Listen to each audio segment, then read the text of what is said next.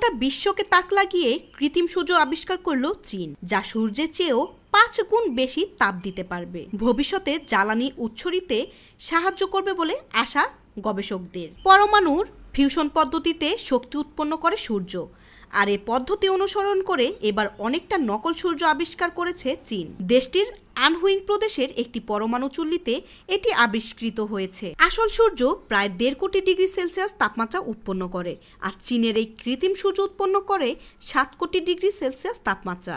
সেই সাথে এই তাপমাত্রা ধরে রাখতে পারে প্রায় 18 মিনিট। বিভিন্ন খাতে নতুন নতুন উদ্ভাবনের পথে হাঁটছে চীন। গবেষণা থেকে এটি প্রয়োগের পথে হবে একটি মাইল ফলক। কৃত্রিম এ সূর্যের বিক্রিয়ায় জ্বালানি হিসেবে ব্যবহার করা হয় হাইড্রোজেন ডিউটেরিয়াম গ্যাস। গবেষকরা বলছেন সমুদ্রের 1 লিটার পানি এবং ডিউটেরিয়াম গ্যাসের নিউক্লিয়ার ফিউশনে যে শক্তি উৎপন্ন হয় তা 300 লিটার গ্যাসোলিনের সমান। 10,000-এরও বেশি চীনা এবং বিদেশি বিজ্ঞানীর কাজের ফলে কৃত্রিম সূর্য প্রকল্পে প্রায় 10 কোটি 70 লাখ ব্রিটিশ পাউন্ড খরচ করেছে।